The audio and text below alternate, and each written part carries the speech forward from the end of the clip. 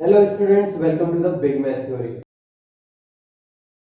आज हम क्लास 12 का रिलेशन चैप्टर शुरू करने वाले हैं, लेकिन इसको शुरू करने से पहले आप क्लास 11 का रिलेशन जरूर पढ़ लें। इंट्रोडक्शन है ना, बेसिक आपको आना चाहिए। अगर आप भूल गए हैं तो, और अगर याद है तो कोई दिक्कत नहीं है। और उन बेसिक के लिए मैंने 2 वीडियो बनाए थे, उन दोनों का लिंक और वो कुछ ऐसे दिखते हैं। ठीक है, अब आगे बढ़ते हैं। तो सबसे पहले टॉपिक शुरू होता है रिलेशन में, टाइप्स ऑफ रिलेशन। ठीक है ना, रिलेशन क्या होता है वो सब हमें पता है।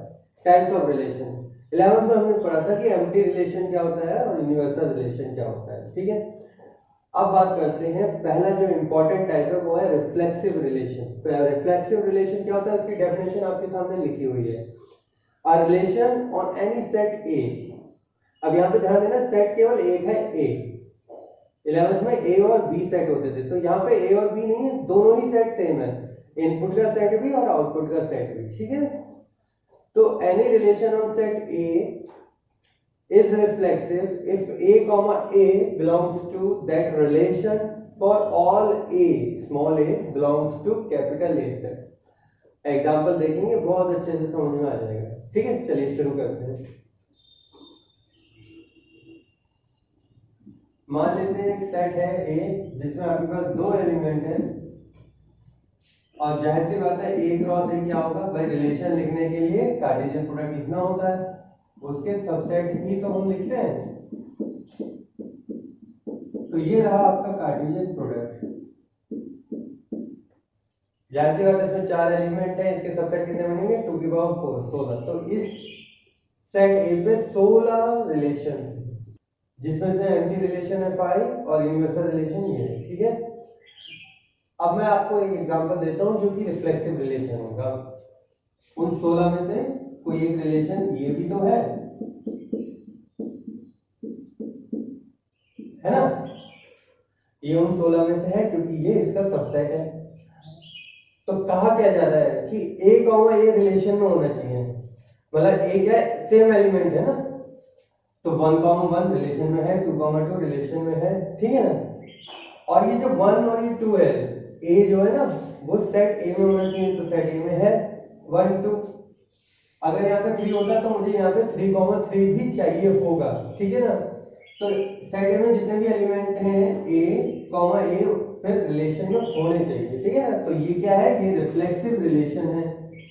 देखो एक एग्जांपल देता हूँ जहां आपको पता चलेगा कि भाई क्या एग्जैक्टली रिफ्लेक्सिव रिलेशन है। भाई देखो ये रिलेशन है, इसका सबसेट है, पर ये रिफ्लेक्सिव नहीं है। देखो ए कॉमा ए सेट ए में 1 तो है, सेट ए में 1,1 भी है, लेकिन 2 नहीं है। मतलब ये होगा फॉर ऑल एलिमेंट्स। ठीक है ना, ये इंपॉर्टेंट शब्द है, for all elements of set A. Set ए के सारे एलिमेंट इसमें होने चाहिए, तो 1,1 है तो 2,2 भी चाहिए था, लेकिन ये रिफ्लेक्सिव नहीं है। ठीक है ना, अच्छा एक और देखते हैं, ये भी बड़ा इंटरेस्टिंग है। क्या ये रिफ्लेक्सिव है? देखो, क्या 1,1 है? बिल्कुल है। क्या 2,2 है? बिल्कुल है। इसके होने या ना होने से कोई फर्क नहीं पड़ता। ठीक है ना, अगर ये चीज ए कॉमा ए है और सारे ए हैं, मतलब इस सेट के सारे एलिमेंट्स का इस तरीके से ए कॉमा ए है, तो अगर कोई एक्स्ट्रा एलिमेंट भी उसमें आ रहा है उससे कोई फर्क नहीं पड़ेगा।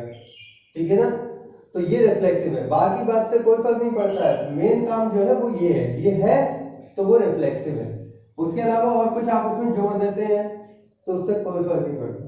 तो ये एक रिफ्लेक्सिव रिलेशन है। ठीक है ना, ये इंपॉर्टेंट बातें हैं, तो ये एक रिफ्लेक्सिव रिलेशन है।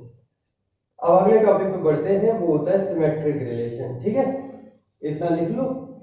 ओके, तो सिमेट्रिक रिलेशन क्या होता है वो आपको डेफिनेशन सामने दिख रही है, मैं पढ़ देता हूं आपके लिए।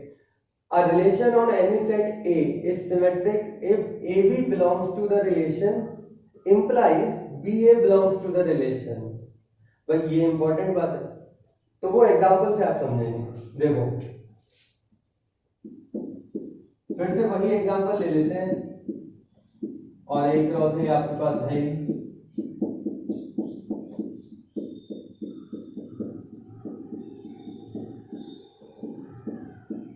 चलो फिर एक रिलेशन लिखते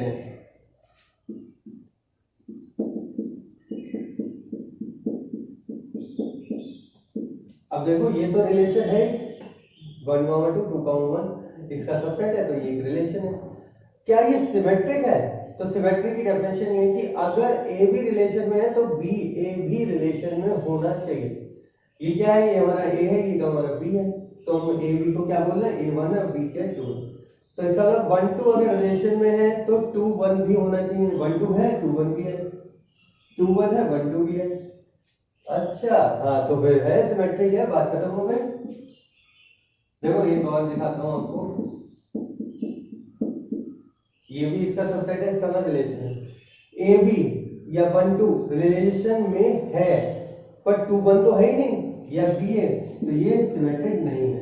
देखो एक और इंटरेस्टिंग दिखाता हूँ। ये सारी चीजें मैं एग्जांपल से आपको समझा रहा हूँ और हर एक एग्जांपल आपको एक इंपॉर्टेंट कॉन्सेप्ट बता रहा है, ये इंपॉर्टेंट बात है। अच्छा ये भी इसका सबसेट है तो ये भी एक रिलेशन है। क्या ये सिमेट्रिक है? इसमें तो ए भी है ही नहीं, ये ए है, ये भी ए है, ठीक है ना। तो अब जो मैं बोलने जा रहा हूँ उसको ध्यान से सुनना। कोई भी रिलेशन सिमेट्रिक होता है अगर ए बी बिलोंग करता है रिलेशन को और बी ए भी बिलोंग करता है। यदि ए बी बिलोंग नहीं करता है तो वो सिमेट्रिक है बाय डिफॉल्ट। जो मैंने बोला उसको दोबारा सुनिए, नोटबुक में नोट करके लिख लीजिए। अगर रिलेशन में ए बी है तो बी ए होना चाहिए, तो हम कहेंगे कि वो रिलेशन सिमेट्रिक है। यदि ए बी नहीं है तो रिलेशन सिमेट्रिक है। ठीक है, बड़ी इंपॉर्टेंट बात है, इसको लिख लो। अच्छा तो इसमें तो ए बी है ही, इसका मतलब ये सिमेट्रिक रिलेशन है। ठीक है, गुड।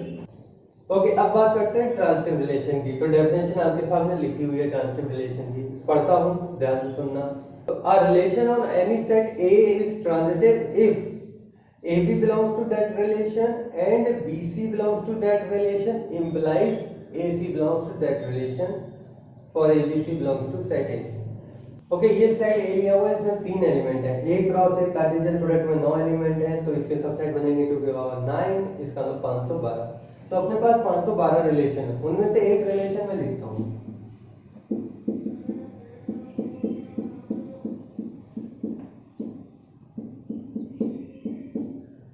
चलो देखते हैं क्या ये ट्रांजिटिव है।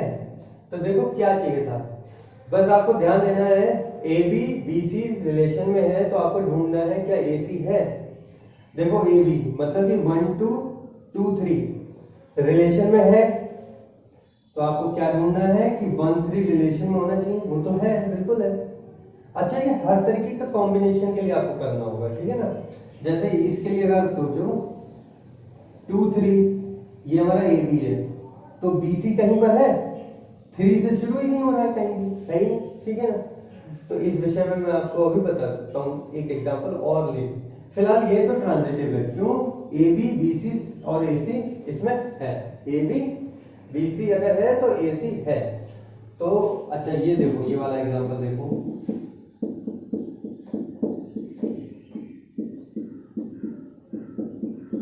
क्या ये ट्रांजिटिव रिलेशन है? देखो ए बी बी सी है पर ये तो सी ए है, मतलब 1 2 2 3 3 1 1 3 होना चाहिए था, 3 1 है ना, ये नहीं है ट्रांजिटिव। देखो एक और रिलेशन देखो,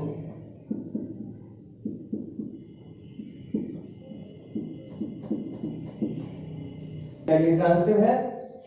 वही 1 2 2 1 ए बी, और इसको अगर मैं बी सी बोल रहा हूं तो ए सी चाहिए, मतलब कि 1 1 इसमें होना चाहिए था, पर वो तो नहीं है, तो ये ट्रांजिटिव नहीं है। देखो और देखो, क्या ये ट्रांजिटिव है? ध्यान से देखो, ए बी बी सी तो है ही नहीं, है ना। एक और लिखता हूं, दोनों बातें मैं एक साथ समझा देता हूं आपको। यहाँ पे ए बी है पर बी सी नहीं है, तो ए सी की क्या बात करूं। अच्छा यहाँ तो ए बी ही नहीं है, ए है, तो बच्चे ये दोनों ही ट्रांजिटिव है। जैसा कि मैंने सिमेट्रिक में बताया था, ठीक वैसे ही कुछ बात। A relation is transitive if AB and BC belongs to R implies AC belongs to that relation. तो अगर AB BC है तो आप AC ढूंढेंगे, ठीक है। अदरवाइज इसके अलावा अगर AB BC जैसा कोई आइडिया भी नहीं है तो बाय डिफॉल्ट वो ट्रांजिटिव है। अब देखो यहाँ पे AB तो था पर BC है ही नहीं, तो ये ट्रांजिटिव है। यहाँ तो AB भी नहीं है तो बाय डिफॉल्ट ट्रांजिटिव है, ठीक है। बस यही इंपॉर्टेंट बात है, ठीक है ना। आप इसको बड़े समझदारी से समझते हुए लिख लीजिए। अब बात करते हैं अगले रिलेशन की। अगले रिलेशन का नाम है इक्विवेलेंस रिलेशन। बड़ा इजी है। Every relation which is reflexive, symmetric, transitive simultaneously. कोई ऐसा रिलेशन जो रिफ्लेक्सिव भी हो, सिमेट्रिक भी हो, ट्रांजिटिव भी हो, उसको हम कहते हैं इक्विवेलेंस रिलेशन।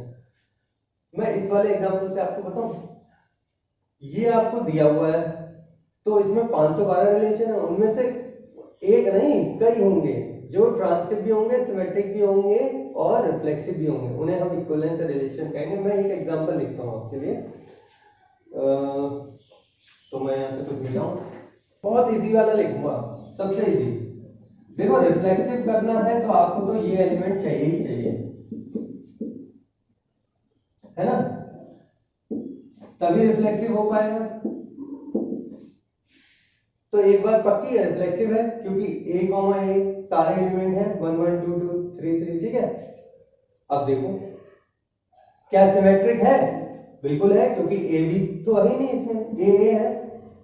क्या ट्रांजिटिव है? बिल्कुल है, A A है। A B B C ये सारे कॉन्सेप्ट ही नहीं है। अभी मैंने आपको बताया बाय डिफॉल्ट ट्रांजिटिव होगा, अगर वो चीज है ही नहीं तो ये रिफ्लेक्सिव भी है, सिमेट्रिक भी है और ट्रांजिटिव भी है। It implies it is equivalence relation, ठीक है। इस तरीके से और भी रिलेशन होंगे, ठीक है, केवल एक दो नहीं होंगे, काफी होंगे। तो 512 में से कई सारे रिफ्लेक्सिव होंगे, कई सारे ट्रांजिटिव, सिमेट्रिक होंगे, कई सारे इक्विवेलेंस होंगे। और इन सब की इंपॉर्टेंस क्या है ये आगे चल के किसी एपिसोड में मैं आपको जरूर बताऊंगा। ये बड़े इंपॉर्टेंट टाइप के रिलेशन हैं, ठीक है ना। चलिए अब कुछ क्वेश्चंस करते हैं बड़े अच्छे से, जिससे इन बातों को और अच्छे से समझा जा सके। शुरू करते हैं। ओके, देखो ये क्वेश्चन देखो, एक्सरसाइज 1.1 एनसीईआरटी का क्वेश्चन 1 का थर्ड पार्ट। बड़े अच्छे क्वेश्चन है एनसीईआरटी में। तो इसमें क्या कह रहा है भाई, आपको सेट ए दे रखा है और आपको रिलेशन दे रखा है एक्स और वाई का। रिलेशन क्या है कि y is divisible by x। अगर y x से डिवाइड हो जाता है तो वो रिलेशन में है, ठीक है ना। तो आपको क्या करना है, बताना है क्या ये रिफ्लेक्सिव है, सिमेट्रिक है, ट्रांजिटिव है, तो क्या है ये रिलेशन, ठीक है। तो ऐसा करते हैं, जनरल मेथड से करेंगे और जहां जरूरत होगी वहां एग्जांपल भी ले लेंगे और जहां पे हमें लिखना पड़ेगा इसको रोस्टर फॉर्म में वहां लिख भी लेंगे। देखते हैं। तो पहले बात करते हैं क्या ये सिमेट्रिक, ना सिमेट्रिक ही नहीं, रिफ्लेक्सिव की बात करते हैं। क्या ये रिफ्लेक्सिव है? तो देखो भाई x is divisible by x। x कोई एलिमेंट है जो सेट A में है, तो लिख लो आप let x belongs to A। x is divisible by x, y is divisible by x। अगर y x से डिविजिबल है तो x y रिलेशन में है। ठीक उसी तरह से x is divisible by x, इसका मतलब क्या है, x, x रिलेशन में है for all x belongs to set A। अरे ये तो प्रूव हो गया। यही तो डेफिनेशन होती है रिफ्लेक्सिव की, कि भाई सेट A में जिस पे रिलेशन है उसके सारे एलिमेंट्स x, x या A, A रिलेशन में होने चाहिए। तो वो तो है, दिख रहा है, तो ये रिफ्लेक्सिव है, ये एक रिफ्लेक्सिव रिलेशन है। चलो अब सिमेट्रिक की बात करते हैं। अब ध्यान देना, सिमेट्रिक नहीं है, मैं ऐसे ही बता देता हूं आपको, है ना। देखो अगर y is divisible by x है, सिमेट्रिक की डेफिनेशन ध्यान करो, AB अगर है तो BAB होना चाहिए। तो y is divisible by x, तो क्या x भी डिविजिबल होगा y से? ये तो ऐसे ही देख लो भाई, 4 जो है 2 से डिविजिबल है, पर क्या 2 4 से डिविजिबल है? नहीं है, बात ही खत्म होगी। तो एग्जांपल से हम प्रूव कर देंगे कि ये तो गलत है, ऐसा नहीं है। 2, 4 y is divisible by x, 2, 4 belongs to r, ये तो दिख रहा है, but 4, 2 does not belong to r। It implies R is not symmetric. देखो इससे पहले भी मैंने आपको कई सारे वीडियोस में बताया है, मैं आपको दोबारा बताता हूँ, किसी चीज को सही साबित करने के लिए जनरल मेथड लगाना पड़ता है, गलत साबित करने के लिए एक एग्जांपल देना जरूरी है, या एक एग्जांपल से आप कर सकते हैं जो कंट्राडिक्ट करेगा फैक्ट को, बड़ा आसान होता है। तो ये रिलेशन सिमेट्रिक नहीं है, रिफ्लेक्सिव है। तो देखते हैं क्या ट्रांजिटिव है। ट्रांजिटिव के लिए मैं आपको और जनरल मेथड से जाता हूँ, मुझे पता है ये ट्रांजिटिव है, और अगर नहीं भी पता है ना तो आप जा सकते हैं, आप जनरल मेथड से भी जा सकते हैं, ठीक है ना। पिछले क्वेश्चन में भी आप जनरल मेथड से कर सकते थे, ठीक है, ऐसा कुछ नहीं है अगर आपको नहीं पता चल रहा है कि क्या हो रहा है। तो भाई ट्रांसलेट में डेफिनेशन में ध्यान दो कि A B C belongs to set A B and B C belongs to relation implies A C, ठीक है। तो मान लेते हैं let x1 x2 x3 belongs to set A, इस सेट में है, ठीक है ना। और क्या मान लें, late x1 x2 belongs to relation and x2 x3 belongs to relation। यह मान के चलना, ये तो गिवन कंडीशन हो गई हमारी, ठीक है। अब हमें ढूंढना है कि x1 और x3 भी रिलेशन में होना चाहिए। ये वही वाली बात है ना, ए बी और बी सी रिलेशन में है, तो आपको ढूंढना पड़ता है कि ए सी है या नहीं है। तो भाई है x1 x2 है, x2 x3 है, तो आपको x1 और x3 ढूंढना है। तो चलो शुरू करते हैं। तो ये जो चीजें हमें पता है, इससे हमें क्या निष्कर्ष निकलता है, भाई रिलेशन में है तो वो डेफिनेशन सेटिस्फाई करेगा कि x2 is divisible bye x1, it implies x2 is divisible bye x1। अच्छा, इसको मैथमेटिकल फॉर्म में लिख के दिखाता हूं मैं इसको। देखो x2 अगर डिविजिबल है x से, तो इस तरीके से कुछ लिखा होगा, ऐसे समझो 6 इज डिविजिबल बाय 3, ठीक है।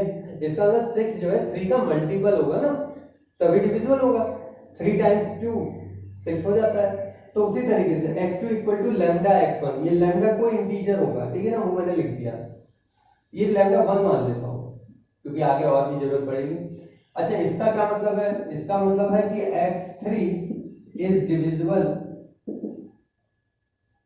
बाय x2, इसमें भी वही बात आ जाएगी भाई, x3 equal to lambda 2 x2, ठीक है, और यहाँ पे लैम्डा 2 इंटीजर है। अब मुझे x1 और x3 में रिलेशन निकालना है, ये वाली x2 की वैल्यू उठा के यहाँ रख देते हैं,